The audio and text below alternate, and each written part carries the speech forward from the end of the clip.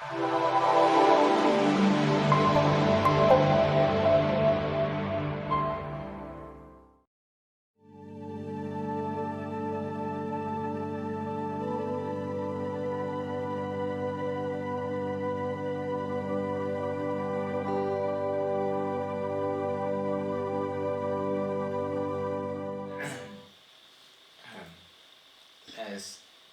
begin as usual with the recitation of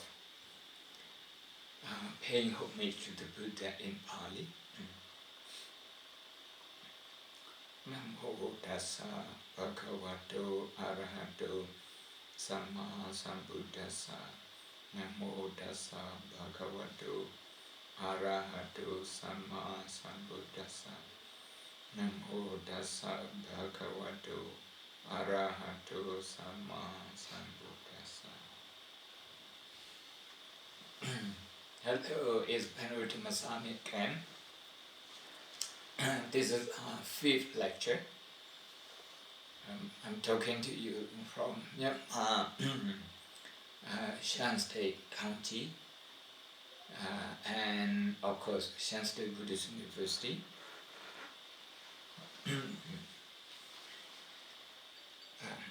Today, in a series of 6 lectures, today is the 5th one, and it's about consciousness.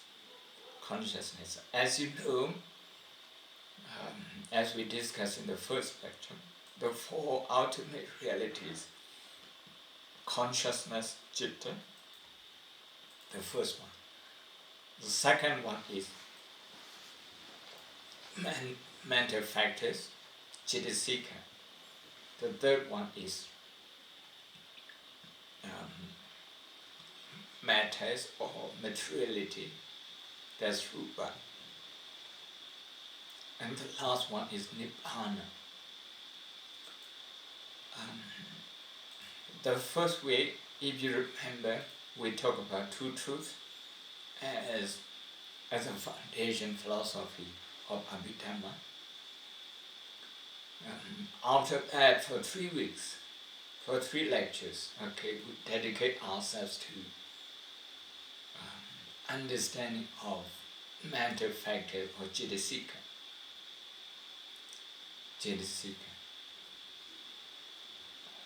According to the compendium,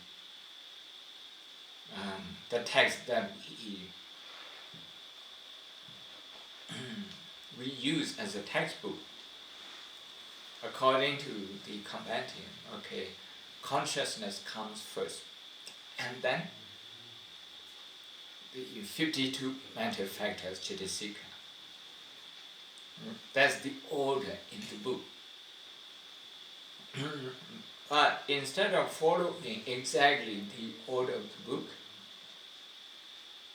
I have chosen to start with the 52 mental factors, citta. Actually, we spend more time on that than any of the ultimate reality factors. The reason we discover today is that if we understand those mental factors, it will be a lot easier for us to understand different types of consciousness. We have already seen in the citta, and the 52 citta are divided ethically as unwholesome, wholesome. The 14 unwholesome citta and 52 the so-called beautiful citta. And we also have 13 citta which can go either way, and we call them universal.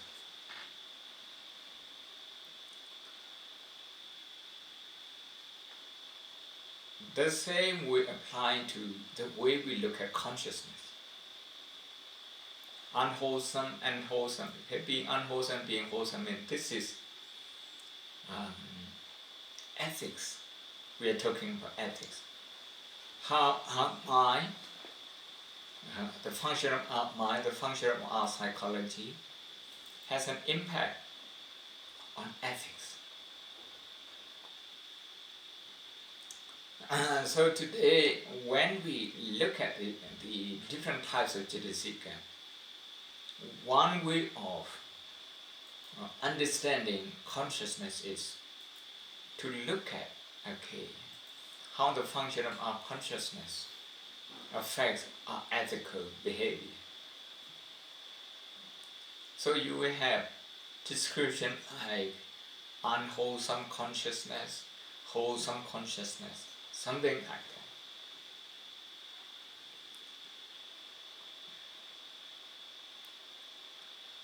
But that's one way of looking at consciousness. The suttas say that that there is only one consciousness. And then, how do we get different types of consciousness if there's only one? It is because the combination of different Jidasikas kind of you pick here and there, relevant Jidasikas based on ethics, and you get different combination. And those different combinations, they count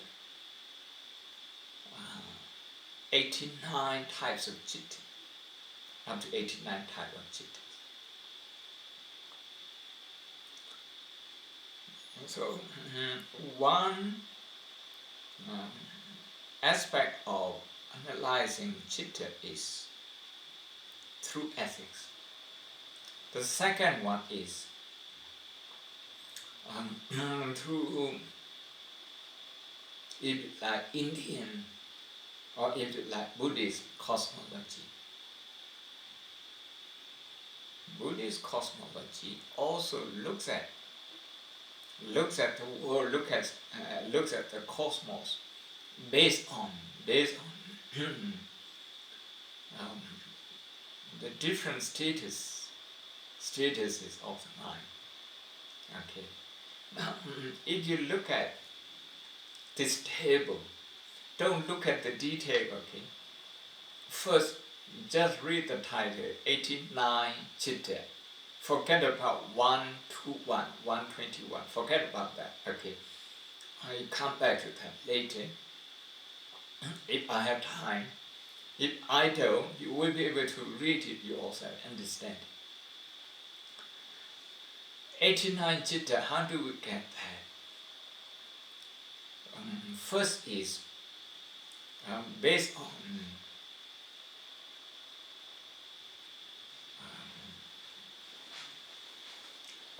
we go to cosmology first. Cosmology. You see sense sphere. And after that, you go down and you see fine material sphere. And you go down further, you find immaterial sphere.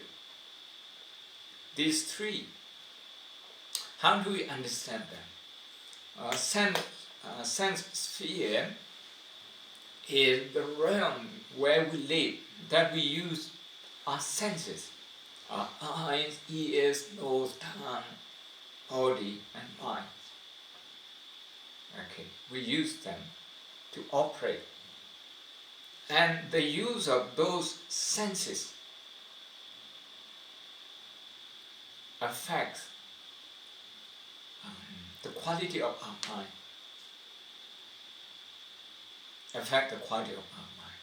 Because our mind is affected by what we see, by what we hear, by what we experience. If we hear positive words, then we produce wholesome consciousness and wholesome citta. But if we hear constant criticism, negative criticism, for example, then our consciousness cannot be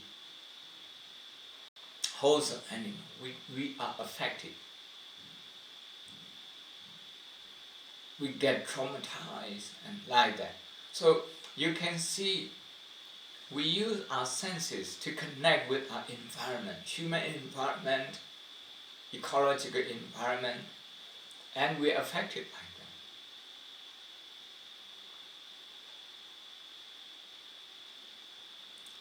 So this is what we call sense sphere.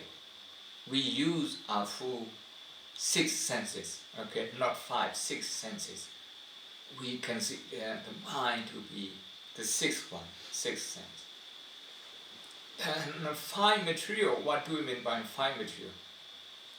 Well, it can still be here in the human world, but our mind is elevated, okay, through advanced concentration called jhana, okay, jhana meditation.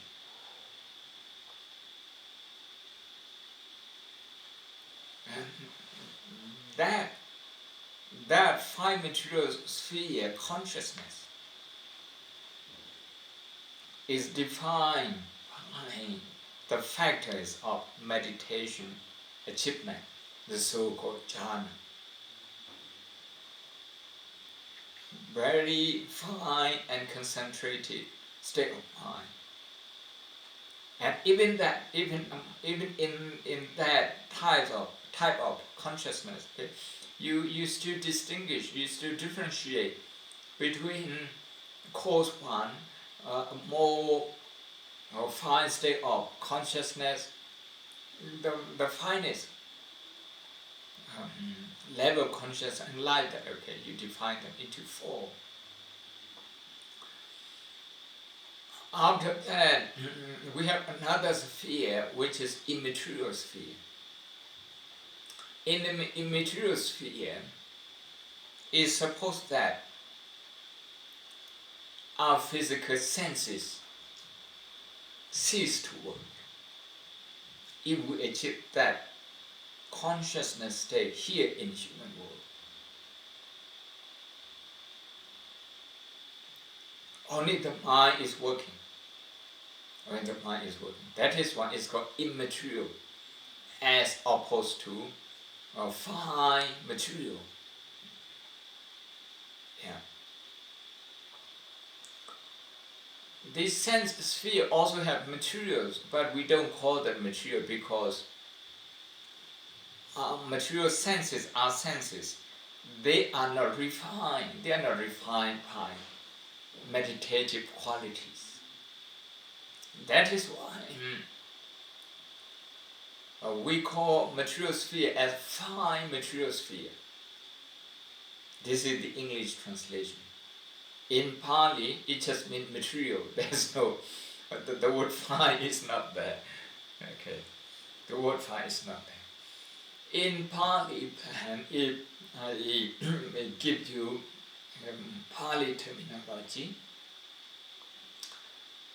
Sense sphere, citta, sense, this is called karma. Karma is, okay, we are attached to senses, we also operate through senses. The karma, okay, karma, K-A-M-A. The second one, fine material, this is rupa, R-U-P-A, rupa. Is meditative, they are meditative states. The second, the last one, immaterial sphere. They are also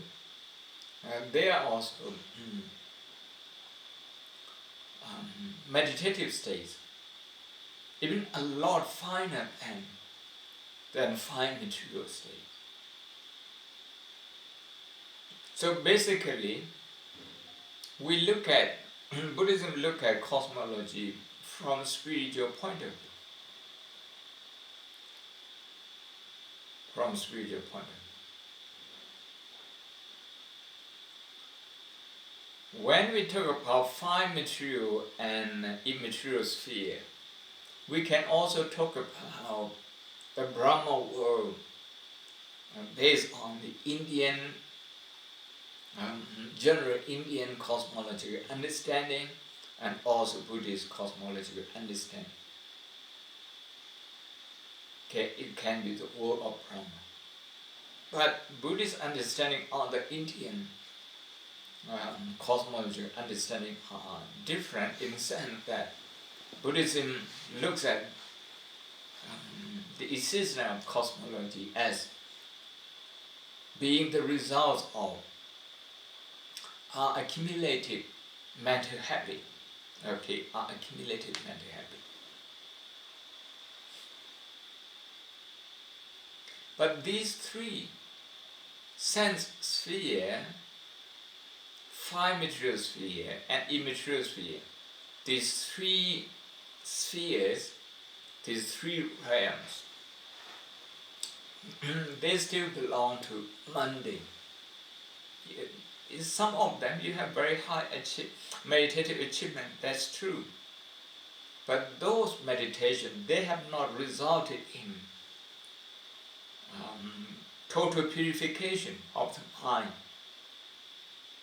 They have just helped us to achieve suspension of hindrances to the mind.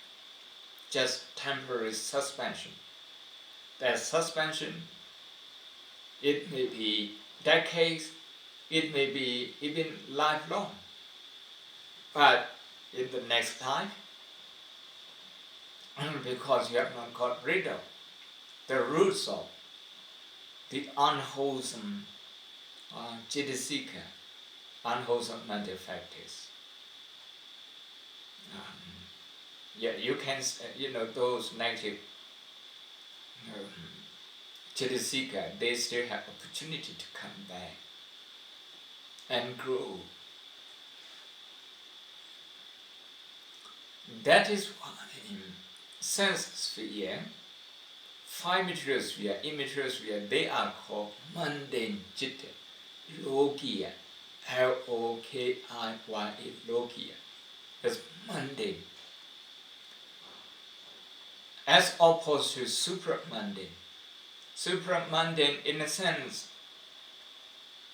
of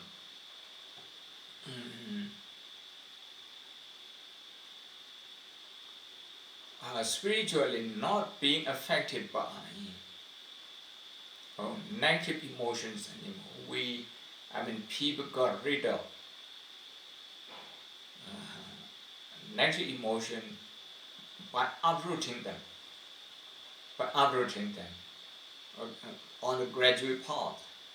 So 4 stages, as you can see over there. So just a big idea, just a big picture I'm trying to give. If you got rid of certain negative qualities, you achieve the first stage of supramundane consciousness.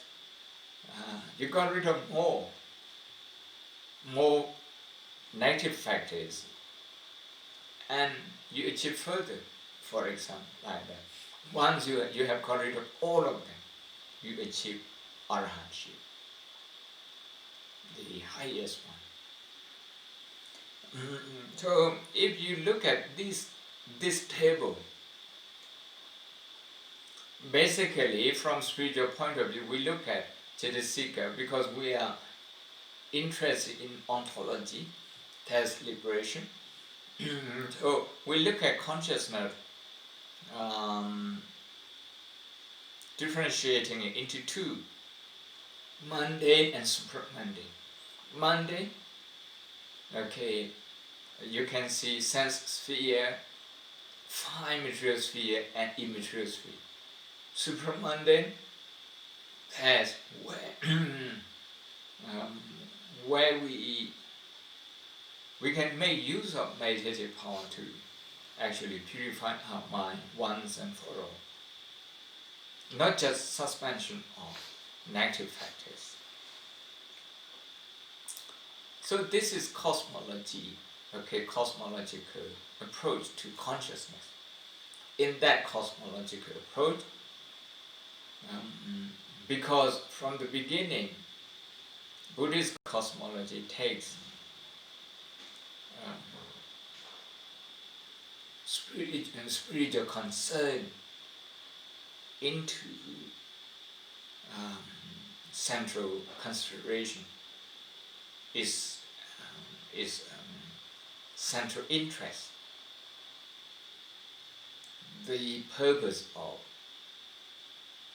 looking at cosmology is to actually look at different stages of the mind and how can we purify it once and for all.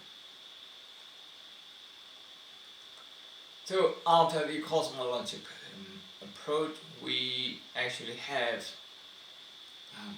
ethical approach. So under the sense sphere citta, if you look at that, you can see the subtitle, they call unwholesome citta, unwholesome consciousnesses. And then you jump one, you jump rootless citta. You go to sense sphere beautiful citta. Beautiful, we have already seen in the Jataka, beautiful means wholesome. So here you have unwholesome consciousnesses and wholesome consciousnesses.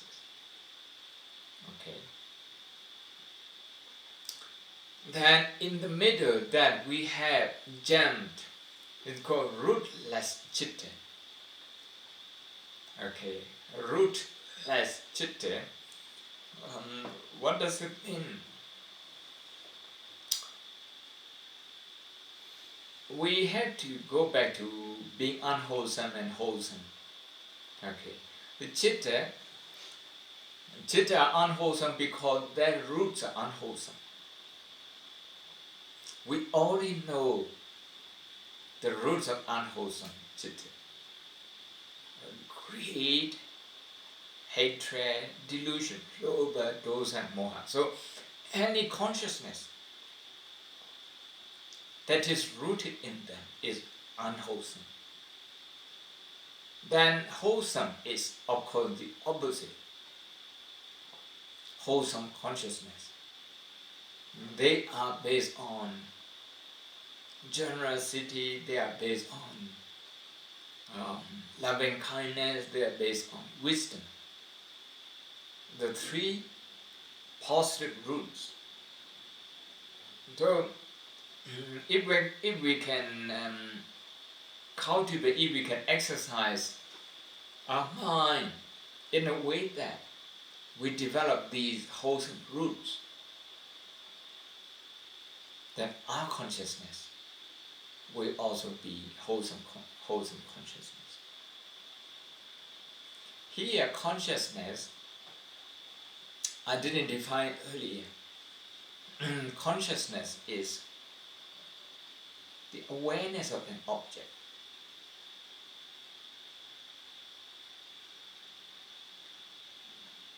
To be exact, to be precise, it's the process of awareness of an object. In front of you, you have a computer. So being aware of that means your consciousness is working. But only bare consciousness, bare awareness. You have no coloring, good, bad, you have no such thing with consciousness. Then why do we have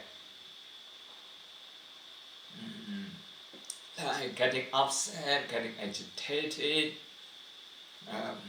being joyful, being happy, being excited? Why do we get different aspects of consciousness, aspects of the mind?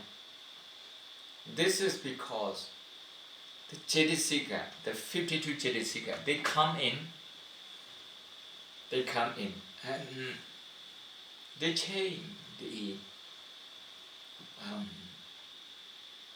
function of the consciousness. So the makeup of the mind is actually the makeup of Cetasika, the makeup of mental factors. That is why it is very important to study the 52 Cetasikas first.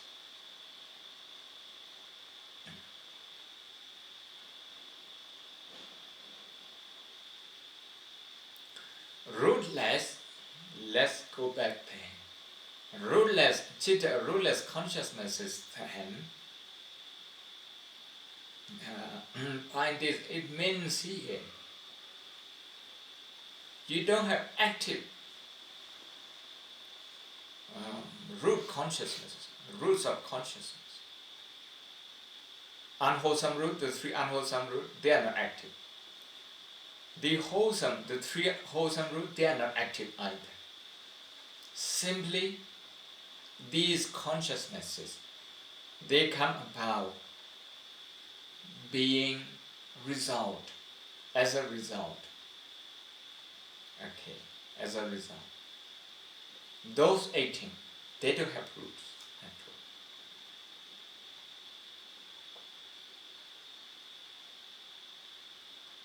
At the moment of those consciousnesses functioning, we don't have roots being active. So this is to give you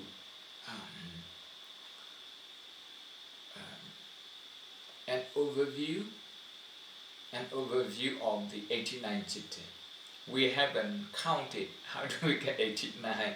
Then let's look at there. You can look at the table. The mundane citta is 81, supramundane 8. So 89 already. 89. Then how do we get 81?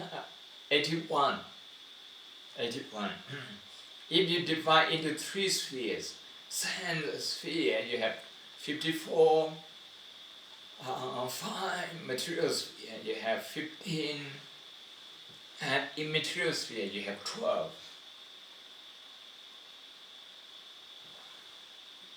I hope so far you can follow me.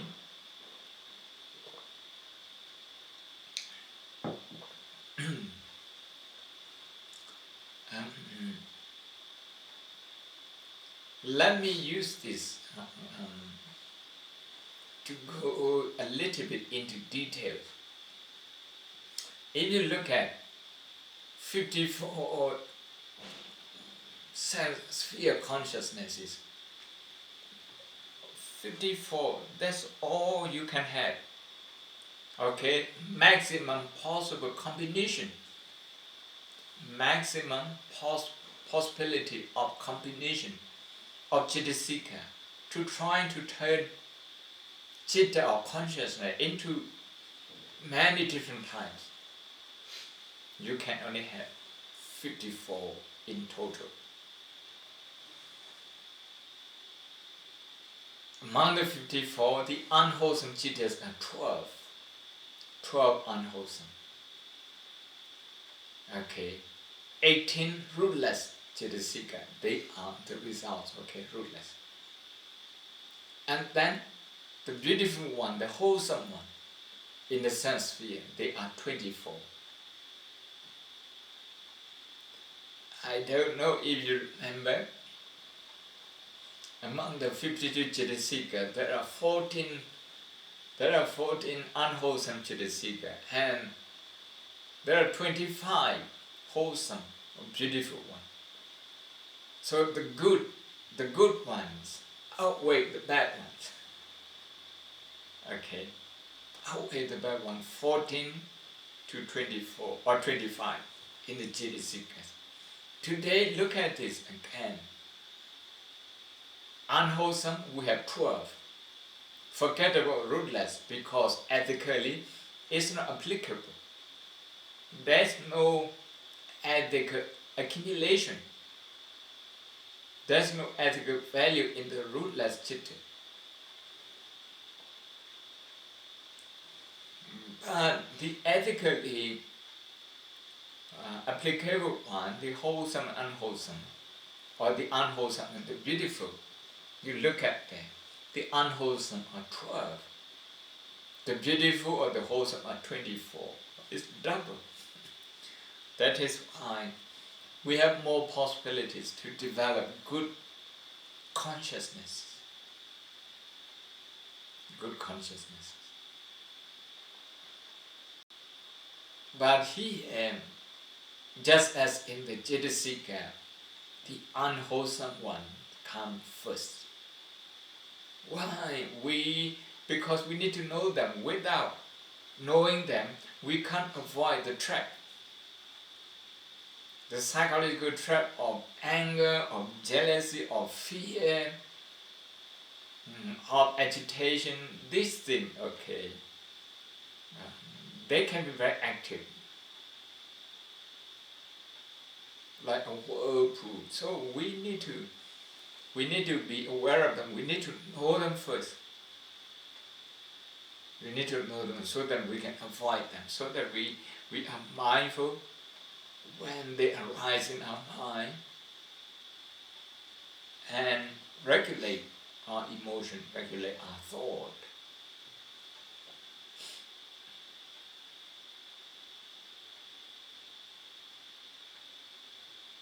Is full of number 12, 18 and 24. So altogether 54. In the unwholesome citta, okay, you can see greed, hatred and delusion. So it's based on those three. We have already seen them in the Jidasika. Okay, greed, hatred and delusion. We group them. If you remember, we group them.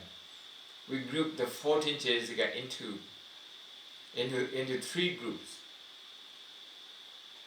In the greed group, we have 3 over there in the Jidasika. In the hatred, we have 4. And then the rest we have delusion. Delusion, 4 of them are universal, 3 of them, they are not universal, they just belong to delusion. And here again, greed-rooted consciousness. You can see root, the word root is used here.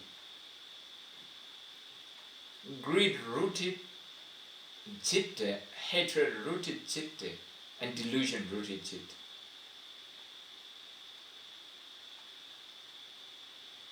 The possible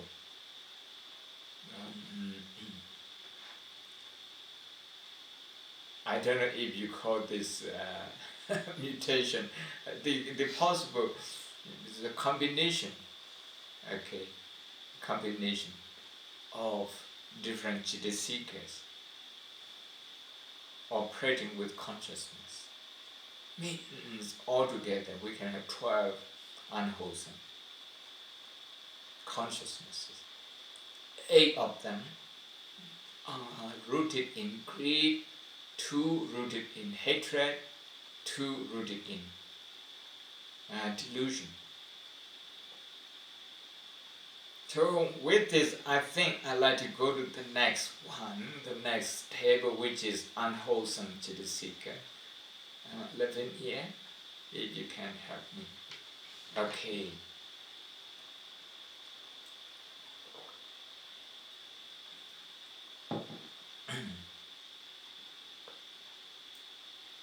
You can see the table 1 to 12. The first 8 are rooted in greed. The second and 9 and 10 in hatred. 11 and 12 delusion. Okay, so the first column defines the root. Which type of consciousness we have depends on the root.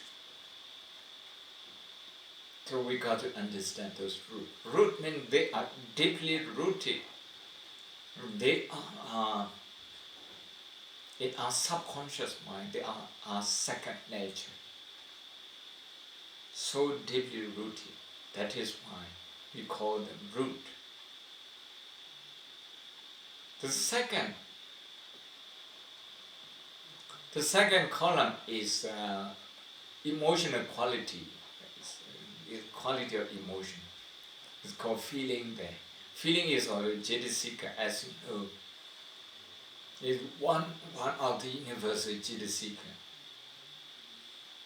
So when we are greedy, it's possible that we feel joyful. We feel joyous. Half of the time. The other half of the time we feel equanimity.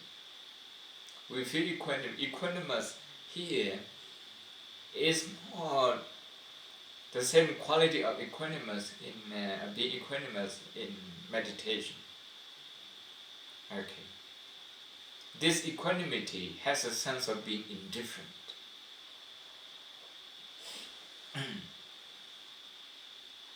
The third column is about view. About view, or maybe we can say the third and the fourth. Okay.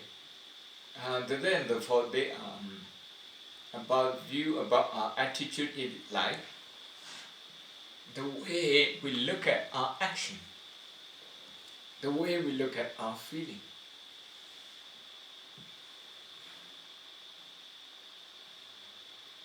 So half of the time, greed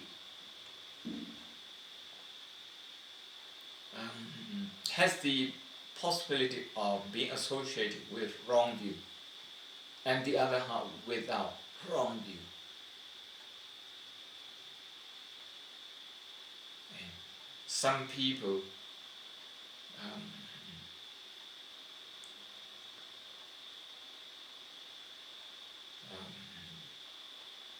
here greed of course we define greed as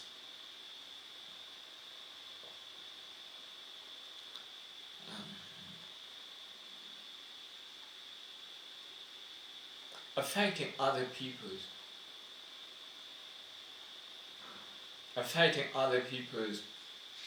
life, business, work.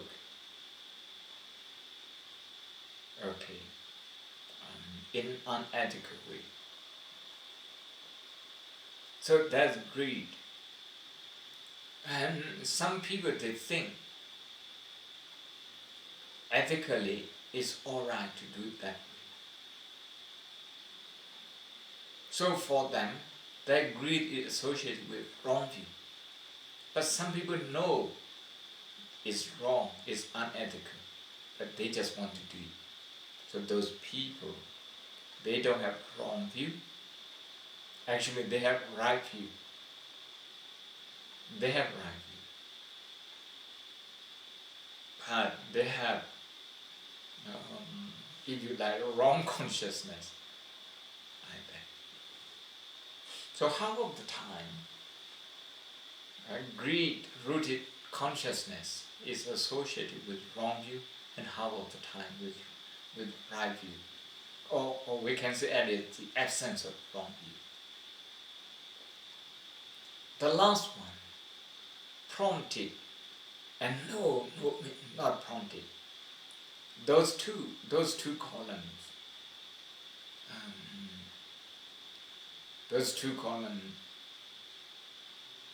Number 5 and number 6.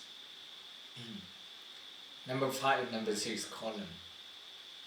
Prompted means okay. You are being prompted.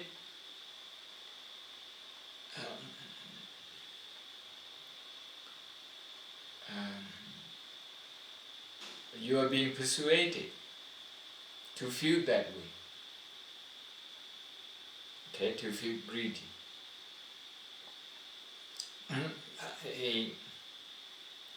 Unethically acquiring something, for example. And because of sometimes a bad associate, sometimes because you're forced to do so, Sometimes because you are being persuaded that you can do it. So, half of the time, greed is associated with being prompted. Okay, with being prompted.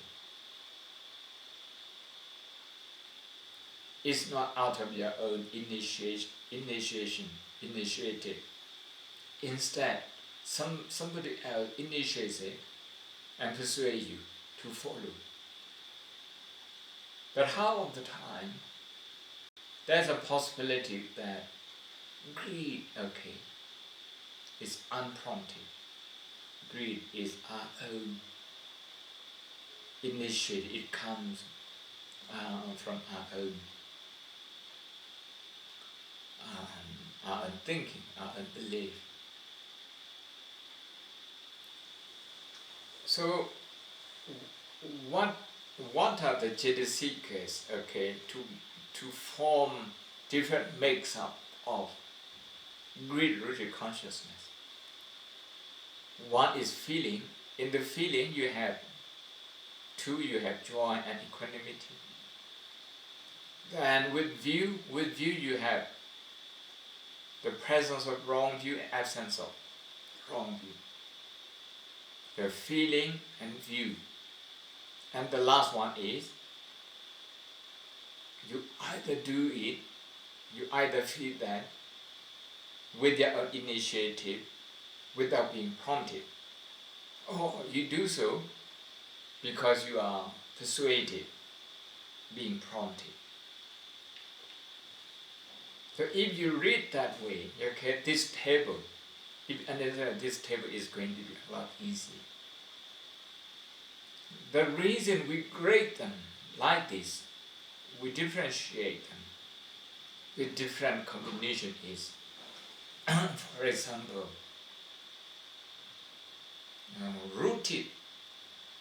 greed-rooted consciousness with joy, with wrong view, unprompted. Unprompted means, okay, your initiative. That's the strongest. In terms of karma, okay, that's the strongest.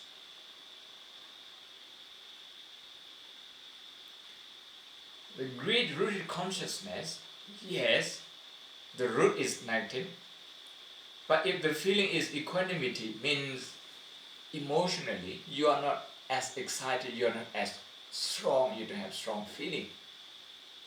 So in that sense, your greed-rooted consciousness is less severe.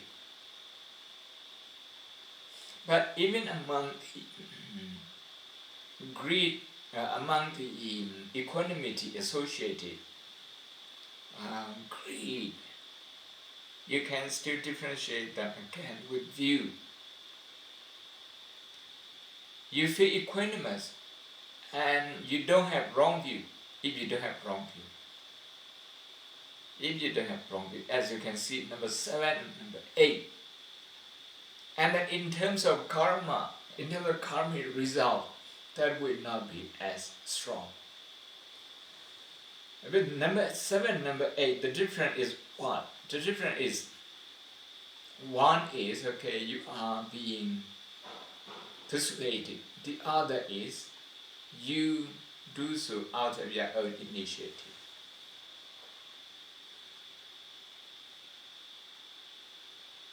If we make a mistake, or if we do something bad out of our own initiative and we believe our action is right, okay, we feel good about that you can see even in the eyes of the law, okay, the punishment is more severe. In the people who regret, who show remorse in the court of law, okay, so those people, they don't feel proud of having done that, they don't feel good, they don't feel joyful. So if they show remorse, the court of law decides differently. Okay, you get a more lenient sentence. If we understand it that way, it's a lot easier. Then hatred rooted, always in terms of emotion, is always, you're always displeased.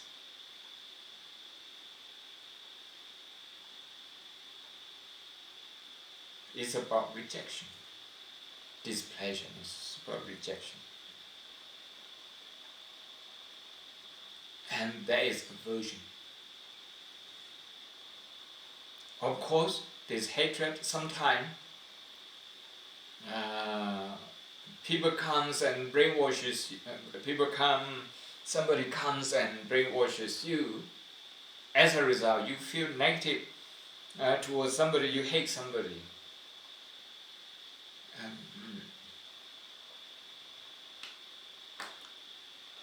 It often happens between two parents who are divorced, and when they talk about their children, sometimes the mother would talk negatively about the father, and the father would do the same.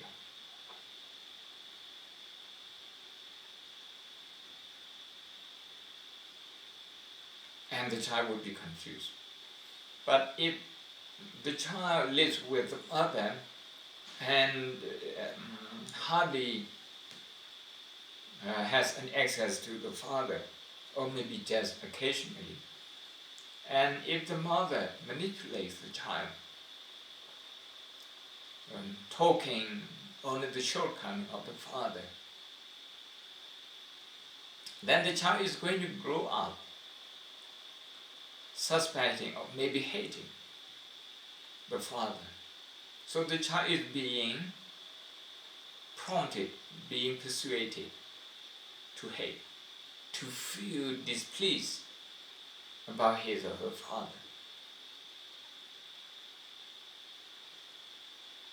The mother is the one who prompts, who persuades.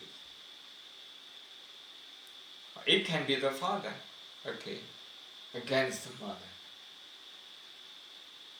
Or it can be one group of people against another group of people. One people of political persuasion against the other. So you can see how we are being prompted, how we are being persuaded to feel a certain way towards a certain group of people.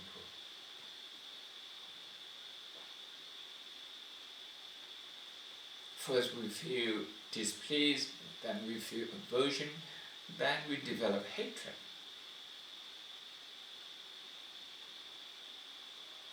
The last one is delusion.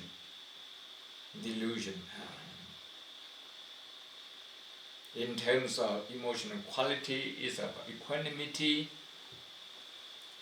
In terms of the essence of citta, the appearance, is about doubt, is about restlessness. Is about restlessness. So for them, we don't look at them in terms of view, because delusion means is wrong view already. There's no question of that. Yeah. Because of that, we don't talk about being prompted and unprompted either. So this is unwholesome consciousness. I think we are almost an hour now. Let me go quickly to the 24 beautiful citta. Lavinia, if you can help me. Yeah, this one.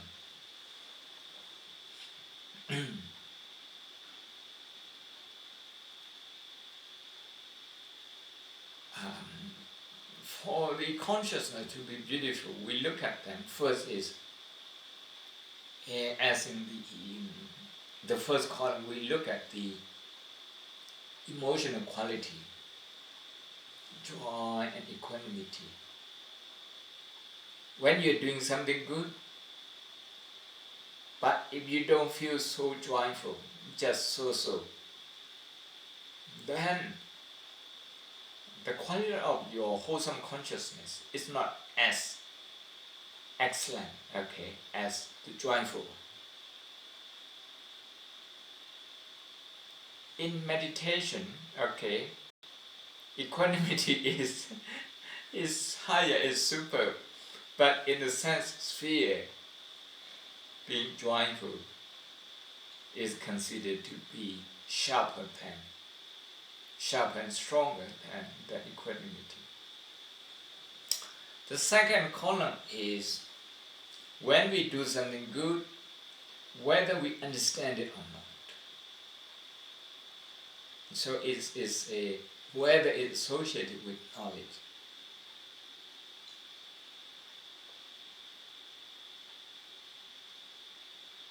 You're doing something good, but because other people say you have to do it. Many people, I mean everybody pays taxes, and not everybody understands the benefit of paying taxes, the importance of paying taxes.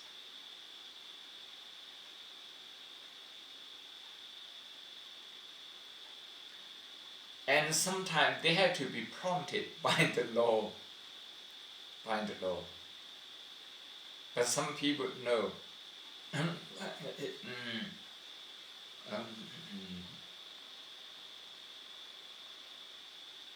The American investor Warren Buffett,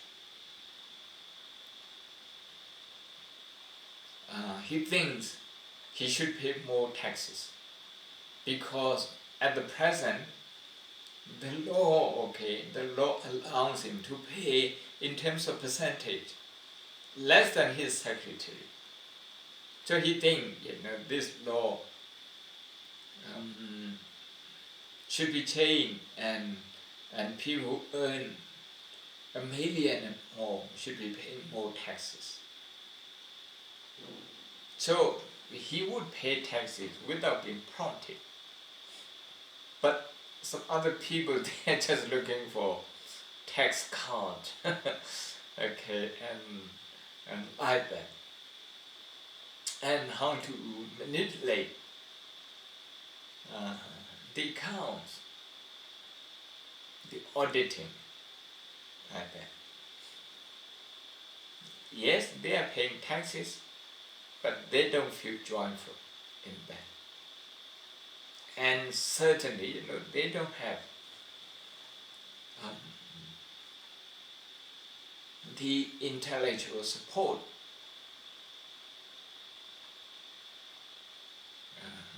positive one about paying taxes.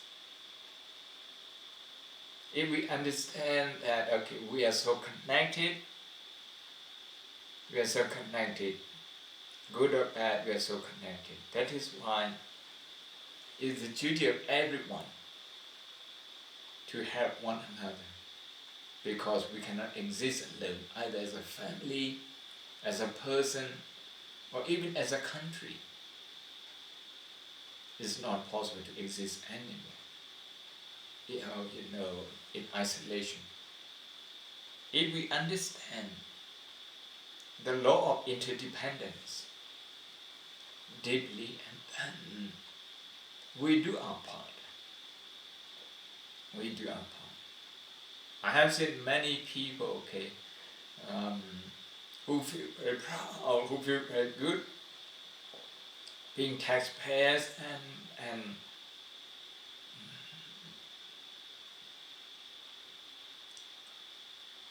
they behave very honestly.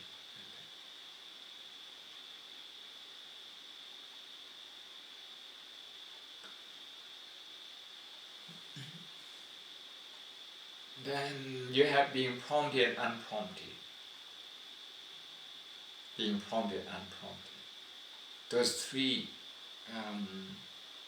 quality, feeling, knowledge, and being prompted and unprompted. The highest quality among these eight is being joyful, with, being associated with knowledge, meaning understanding. You understand what you're doing, you also feel joyful about that, and no one pushes you to do this. You do this out of your own initiative.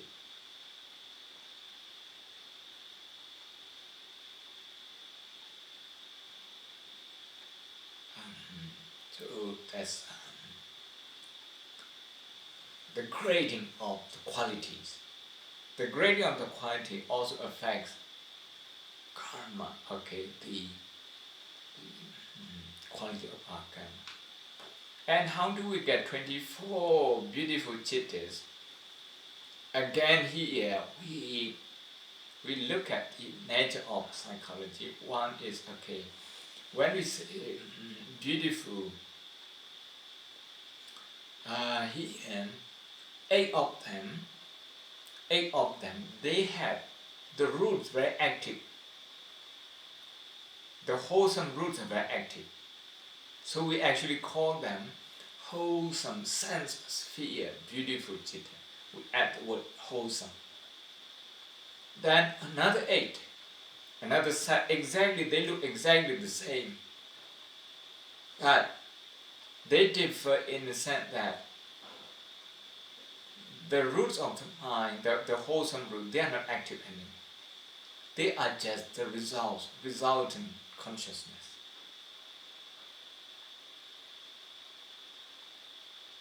Resultant consciousness. And another type, another eight, is the kind of consciousness that happens in Arahant. In Arahant. For them,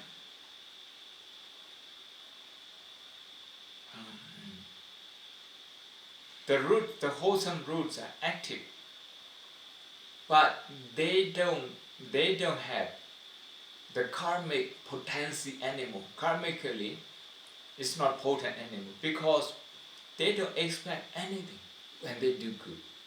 They just do good because it's good to do that.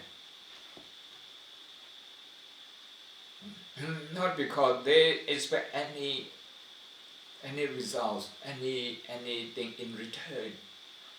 Actually, many of them, they hate anything in return. They hate the results of karma following them.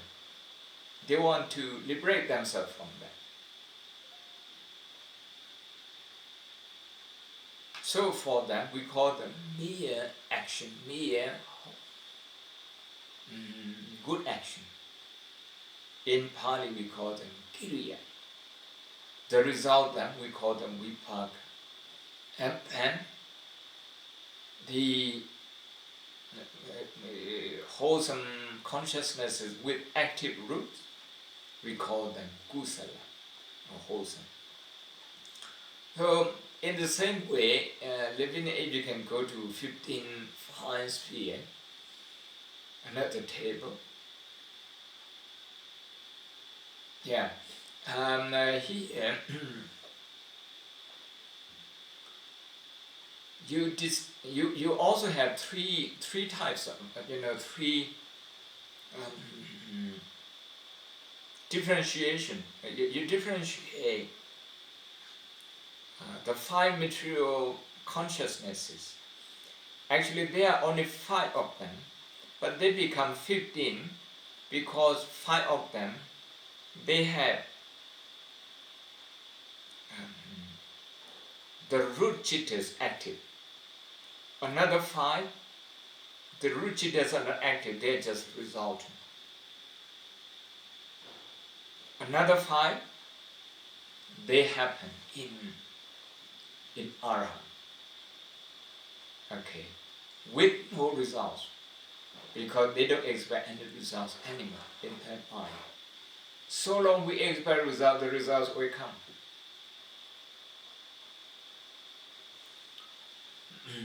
And here you have 5 jhana, 5 stages.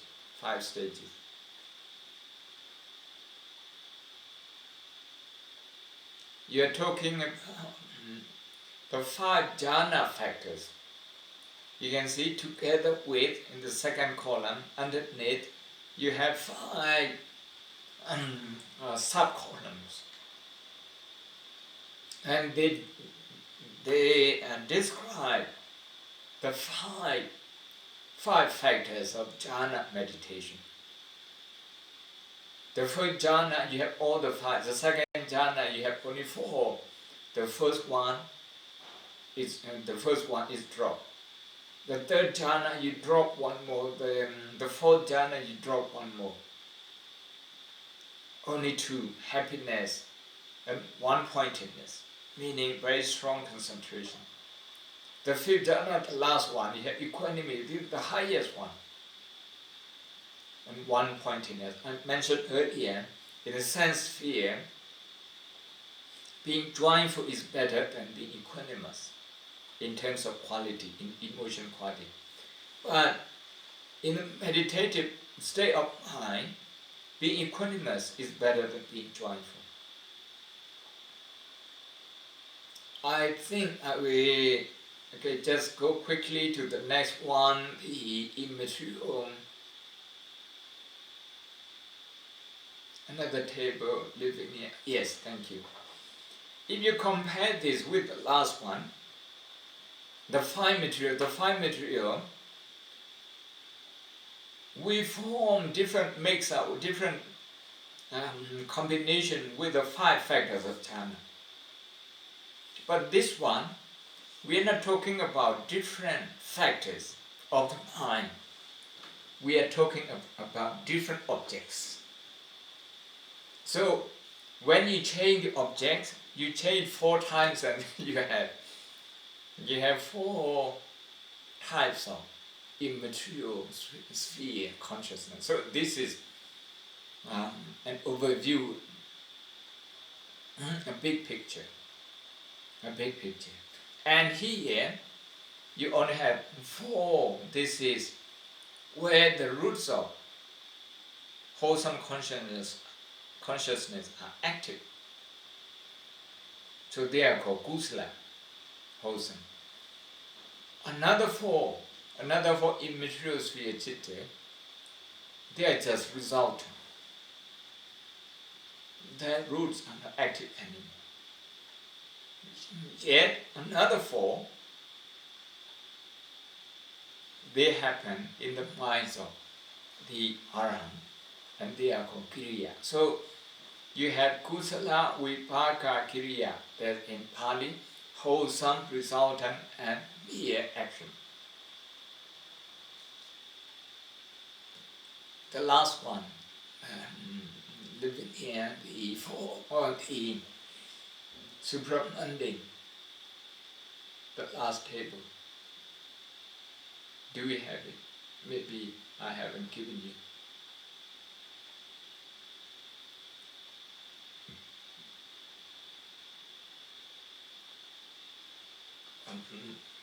Not this one. Okay, the last one. Supramundane citta. Okay, this one, you grade them according to the achievement. This spiritual achievement. What to achieve? In order to, we call this achievement in English actually. It's about getting rid of things, it's about abandoning things, it's about giving up things. The more you give up, the more you go higher. Okay. We talk about 10 kinds of factors, 10 kinds of defilements. If you give up 3, for example, you achieve the first one. If you weaken 2 more, you achieve the second one. If you get rid of them altogether, then you achieve the third one. If you get rid of all of them, then you achieve arahantship. That sort of thing. Okay, I think I have spoken long enough for today. Maybe I take 2 or 3 questions. I've been, okay, I told Odin earlier, this is my 4th lecture today, so I'm a little bit tired, but I will still take some questions, maybe 2 or 3 questions.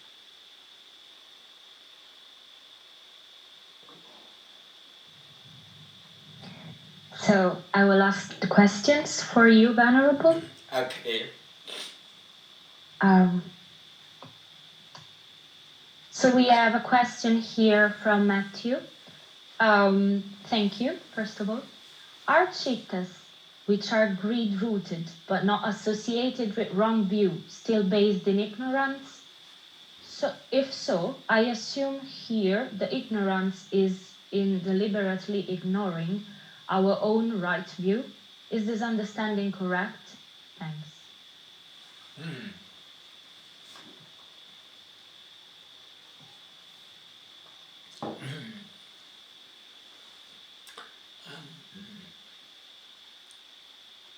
Partly, I mentioned earlier that with the wrong view means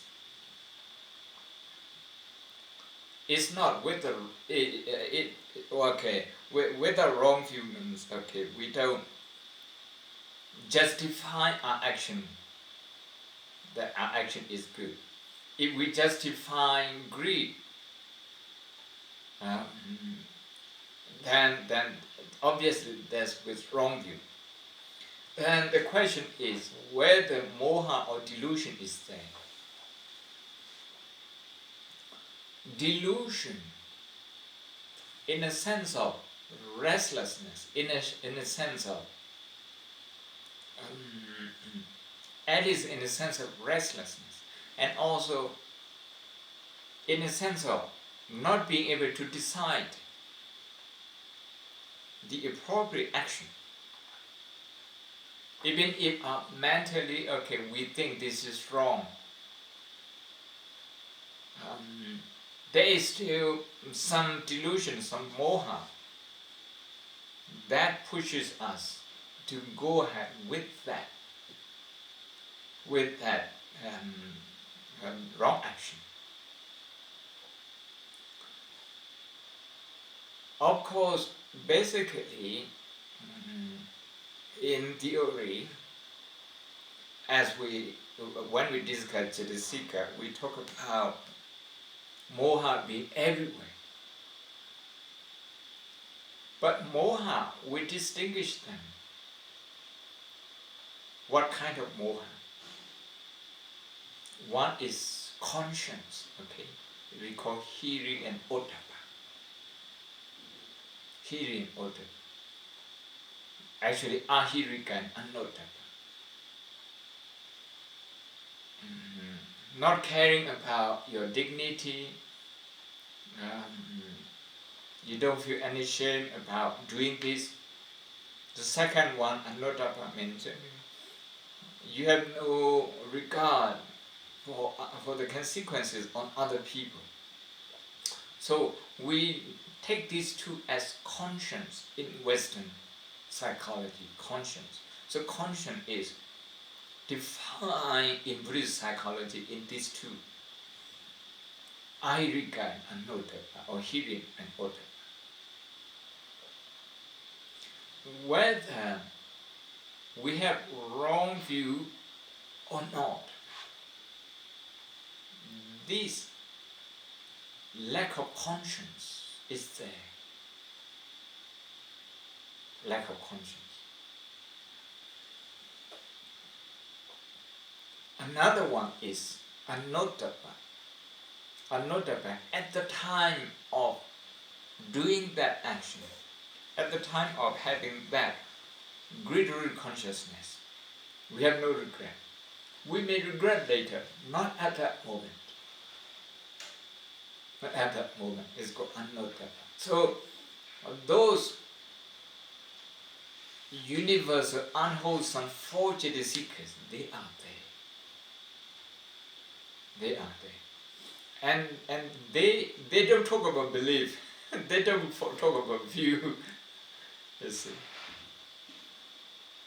Yeah.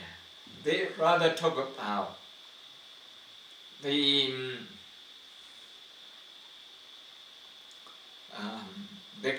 the other characteristic of the mind at that time, like conscience. Okay, Lavinia, any more questions? Yes, we have another question here from Matthew again. So in last week's talk, you referred to dukkha as problem. Do you think the term problem helps to explain dukkha better than the term suffering? Sometimes that's how I find it. That's how I find it.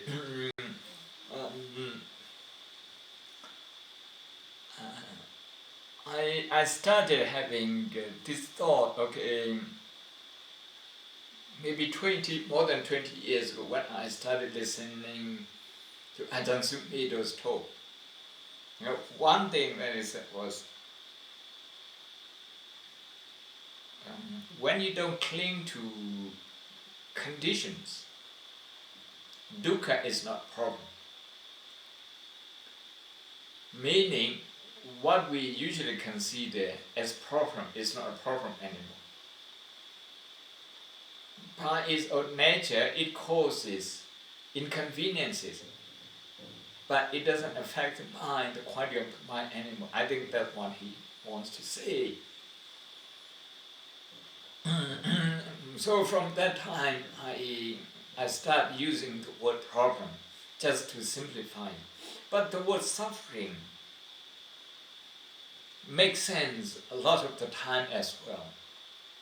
The word suffering. The reason that the very reason that we are not comfortable with the word suffering is suffering. You see, is suffering, and so these are problems of translation. Not just problem of translation, but I think is also a psychological problem. And many people wouldn't accept anger as suffering, but by the time they accept anger as a suffering, okay, they wouldn't justify any. Some people accept anger as a problem. To that extent, they are going to try to manage their anger. But by the time you accept anger as suffering, you will want to get rid of your anger. Do you know what I mean? Okay. Both words, problem and suffering, they have their own places. Thank you. I take one last question if you have. Thank you. So the last question for you, Venerable, is from Julita. How Bhavanga arise upon heart base in fine material and immaterial sphere if there is no rupa? Do Bhavanga cognize object?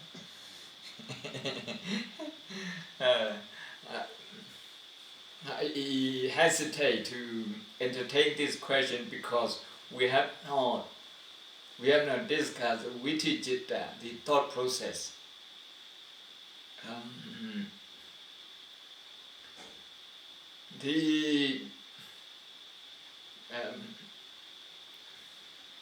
I think it is a lot simpler to look at the chapter 5 of the compendium and to specifically look at the thought process in the jhana.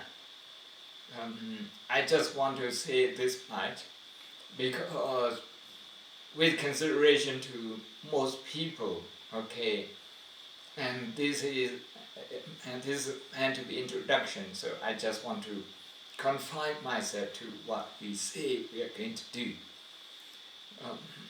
Odin was saying earlier,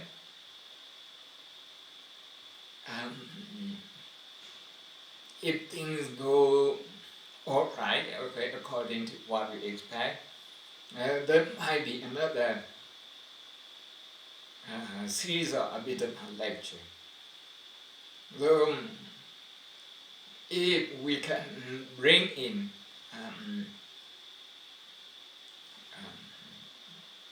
parts of the Abhidhamma related to Viti Citta, which your question pertains to, then we might be able to discuss a bit more in detail. So I just want to say this much. Because last year, my birthday, we had a conference here at Shan State Buddhist University, and the whole day was devoted to Bhavanga. So it's a big thing. From meditation point of view and from scripture point of view, we even had some debate on that. Yeah. But I just want to share with you this journal information. Thank you. Thank you, Venerable. Thank you. Do you want me to ask you another question, or shall we stop here? I think I should be compassionate to my voice now. Thank you. I mentioned to you this is my 4th lecture today. So yeah. Okay. Thank you. Thank you. See you.